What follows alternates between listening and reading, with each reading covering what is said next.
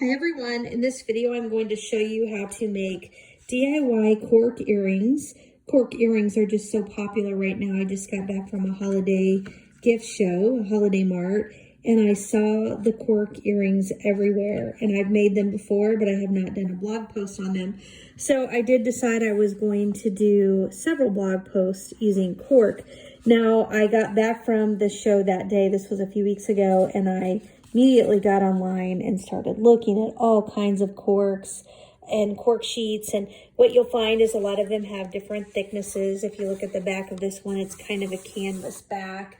They're not all the same. Like this one here, like here's an example. This is cork in a plaid and it's kind of got a knit back. So they're all a little bit different. There's like a black one. And what I want to do today is just show you how to do a really simple earring. I'll do lots of different posts on using cork, but today, this video, I'm just going to make these simple teardrops. And I'm going to do these earrings. I've already made a bunch of them, but I'm going to use it in this pattern. Now, one of the first steps that I will do when I make these is I am going to put something on the back. When you look at the back, if your earring shows or turns, this is what you would see. I'm just not a really big fan of that. I would rather see something different, so I'm going to do a black iron-on the back of these. To do this iron-on, I've just simply cut the same size piece of black vinyl iron-on from Cricut as my piece of faux leather. So I just had one of these rolls and I just cut it the same size to this piece. And I'm going to be using my Cricut Easy Press, which I love for doing iron on. To see what temperature I need to set that on, I just come up to my iPad. You can print these things out, but I always just go to my iPad because it's right here. And today I'm using the everyday iron on material and I'm putting it onto, I'm gonna say cotton canvas. It kind of looks like a cotton canvas material. And I'm going to say apply. So this is saying I need to heat that up to about 340 degrees. And it's also saying, it's looking to see if it says it's a warm peel. A warm peel. So I don't need to wait for it to cool before I pull the peel off. So we're just going to quick turn on our Easy Press. I'm pushing this and then that will let me adjust it up to 340. And once I get it set, I just push that again and it will begin to preheat. It does preheat really fast. Right now, you'll notice my Easy Press is orange and it will turn green when it's ready. Now, the other thing I'm going to do is put down a piece of parchment paper on top of my Easy Press mat. I just don't want any colorations going into my mat. I've done this kind of thing before, and so I'm just putting a piece of parchment paper. Then I will put my cork down, and then normally when you're cutting faux leather, when you're cutting iron-on, you have the dull side up and shiny side down when you're cutting it. When you're ironing it on, we need for the shiny side to be up. So we just need to place this faux leather on top of this. Now, I don't have, my Easy Press isn't so big that it will cover the whole thing at once. So I'll put it down on one side and then I'll put it down on the other side. Okay, so that is the beep. My Easy Press is now at 340. So I just need to pick it up. Oops. Pick it up and I'm gonna set it down on top of my material and I'm gonna press this green button. That's what starts my timer. You can see that start to do a countdown to the 30 seconds. So we'll just leave it on here. Okay, so the timer has gone off. I've got the whole thing covered with my iron-on. Okay, so it's cooled off and I'm going to go ahead and give it a peel. It's still warm, it's just cool enough for me to handle. So I will go ahead and just pull off the backing of my iron-on. All right. So now I've got my cork, and on the back it's just got a nice black instead of that kind of canvas look. All right, so now we're ready to go ahead and get this project started on our Cricut mat. I've got a new canvas open here, and so I'm just going to come over to my left and click on the Images button. and I will scroll down. I've already uploaded my images, so I just need to scroll down. I'm going with a really simple teardrop. And I'm gonna go with one that's a little bit more narrow. So I click on the image and I insert it onto my canvas. And then the next thing I need to do is look at my size. This is 2.59, that's actually a great size. I am going to make it a little bit smaller. I'll tell you why, because I actually love that size. The reason is when I look at the height of this, I'm gonna fill this with those teardrops. And if I go 2.4, that gives me 4.8, and that's about, it gives me a little room top to bottom, but that's gonna let me fill that up with the teardrops. It also makes it a tiny bit thinner so I can get 5 across on my mat. I just know this because I've done this before. The other thing I wanna do is I wanna get rid of this hole because I'd rather punch my hole myself. So I'm gonna come over here, and with that's highlighted, I'm gonna come down here to the lower right-hand corner, and I'm gonna click on this contour button. And that's what will bring up an image to show me, in this image, I've got the teardrop and I've got this. And I don't want this to be there, so if I click on it, it shades, and that's letting me hide it. Now I don't come down here and click anything, I just make sure that's shaded, and then I click out of it. And then what you'll notice on my teardrop now is there is no hole. Okay, so that's exactly what I needed to do before I start to duplicate it. Then I'm gonna come over here and I'm going to duplicate, duplicate, duplicate. I'm gonna make 5 pairs. So it's 1, 2, 3, 4, 5. Just quick put it, I'm gonna just put a square. I could just keep pressing that, but instead I'm putting a square, duplicating, and it just lets me more easily get 5 more of those. All right, so we now have 10 teardrops. It's 5 pair of earrings on our mat. I'm gonna go ahead and click on the Make It button in the upper right-hand corner. And I need to rearrange my mat a little bit. So let's go ahead and get my material down onto my mat. I'm going to put my material down good side, cork side down.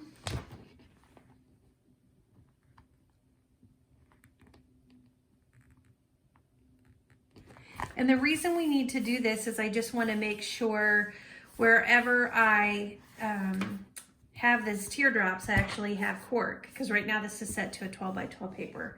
And I could have changed that and I didn't. Okay, so here's my teardrops. I need to pull some of these over here. I'm gonna just pull these 2 over. And it looks like as long as my teardrops don't go greater than 8 inches, which when I look here, they do not. They're just shy of 8 inches. And as long as they don't go more than, a little more than 5 inches. So I'm 1, 2, 3, 4, 5. Oh, uh-oh. Yeah, no. 1, 2, 3, 4, 5. I have more than 5 inches of cork.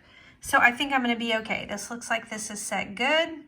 So I'm ready to click continue because I do need to set my material. I do want to show you I'm using a Cricut Explorer, and so I've got it on my custom setting, and I've got my regular fine point blade in, and I'm going to come here and I'll show you what I'm going to use. Now there's this cork adhesive backed. I do not use that. I think that's for thinner. I just think that's for thinner cork. Now I don't have thick cork. My cork is all less than 1 mm. So I'm just going to go down to my leather cut, and I'm going to use my shimmered leather, which is right here. And it will probably require me to do a little bit of snipping when I'm finished. That's my heat press turning off because I haven't used it since I finished ironing that on. I'm going to do my shimmered leather. Now since I have this iron on, I might have to do a little snipping. It might not go all the way, but we're ready to go.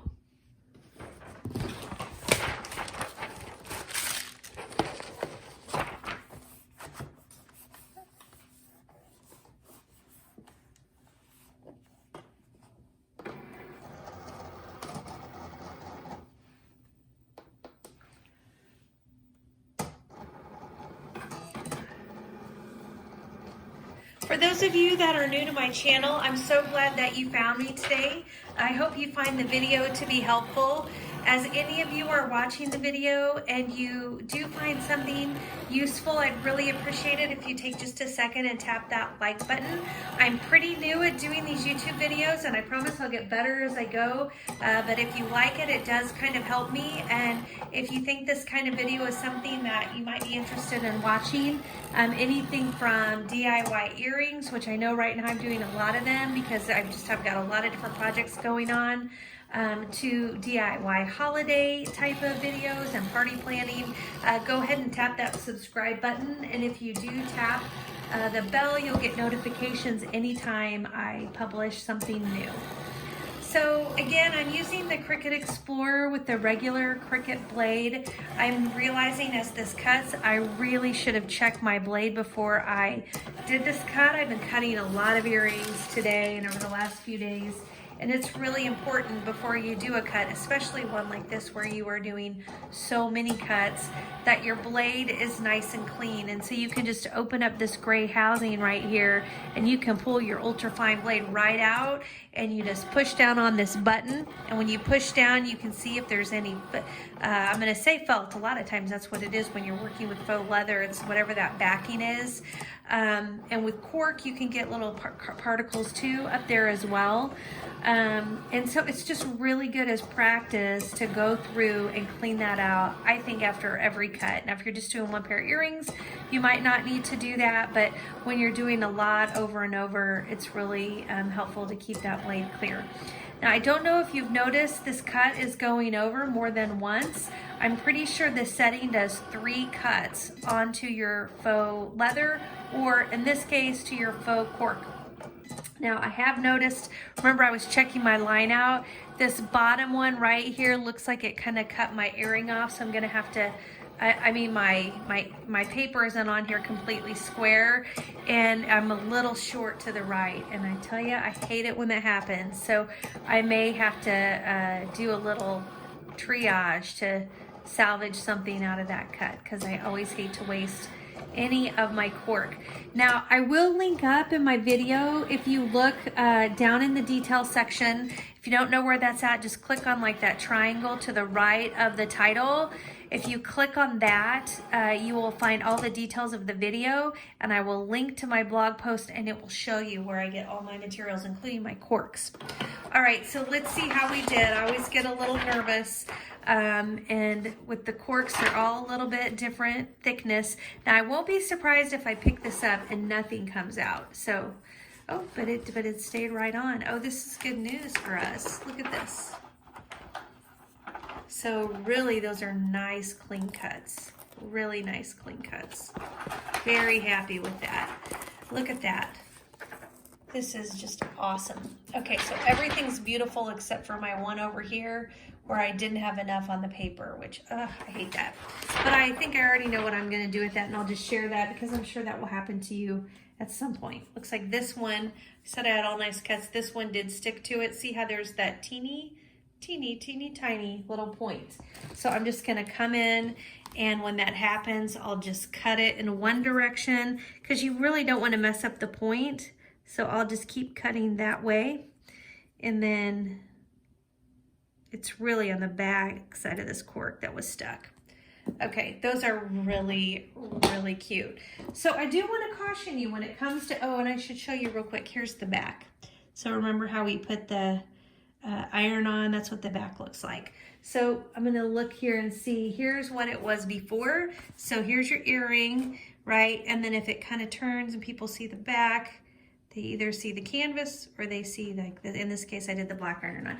It's totally a matter of preference. Okay, now this is where you need to be cautious, and that's when it comes to getting your earrings off the mat. You can't just pull them up because cork is really delicate, and if you start bending it, it's just going to break. And so you've got to use your tools to get in here and release the adhesive to get this cork pulled up. See, that way I did not have to bend and tug at my adhesive. Now, if you start pulling and tugging, let me find one here. I'll find a good example. well, this isn't a real good example, but it's really weak right here. A lot of this is because I forgot to hide my holes. Let me see if I have a better example. Here's one. This is a good one. See that? That's what can happen if you tug. I tugged a little bit too much on the first sheet I did today. I haven't had any problems since. But you just have to be careful. When you're wearing your earrings, you're not pulling on them, so you don't have to worry about it so much. But when you're pulling it off, if you go, and you pull it like this, by the time you get here and you're pulling, you have this little tiny bit there, that's when you can really create problems for yourself.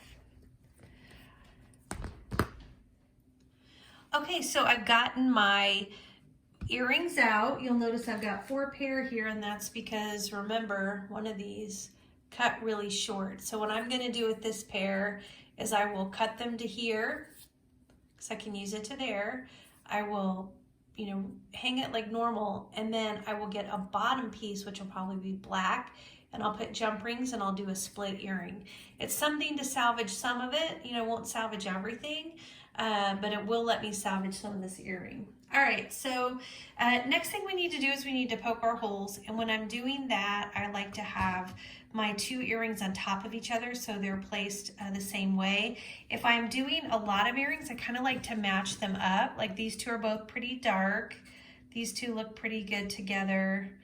I think this looks pretty good. If I do it maybe this, I think that, just so that, you know, I think there's a bigger difference between light and dark, so I like to at least match up where I can.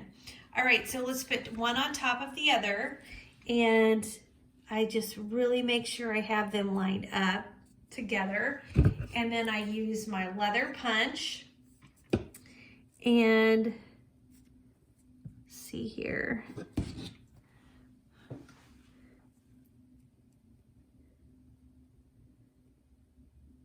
I like to keep it pretty close to the top, but you obviously don't want it so close that it's going to break within the cork. This looks like a pretty good spot to me.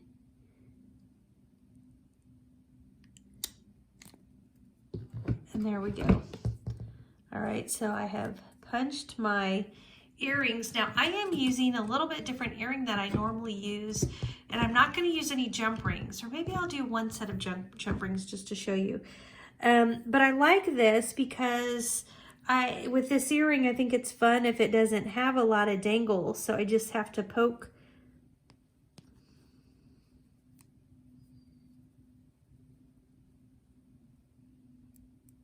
that through. And I just think that is really cute. And so I don't know if you noticed, it's like the ball on the top of this earring is about the same size. That's a really good thing because you don't want it easily popping off, but you can't rip it either. So you just have to carefully kind of put your thumbs there to guide that ball through your hole like that. And that way, it's just really hanging directly from the very top of the earring versus dangling down quite so far. These are just really easy to make, especially you're not working with the jump ring tool and the jump rings. I mean, it's really just a matter of getting those earrings, you know, the holes onto the piece. I mean, it does take a little bit of pushing, but I still think it's just super easy. And I have to tell you, these are so popular. They're so simple. I mean, I do a lot of earrings that have a lot of complexities and they're really fun and different, but this simple cut earring is always one of the ones that people, if they get to pick earrings, it's always one of the ones they pick from my stash. So I hope that it was helpful today. If you haven't seen cork earrings made before, it's a really easy material to work with.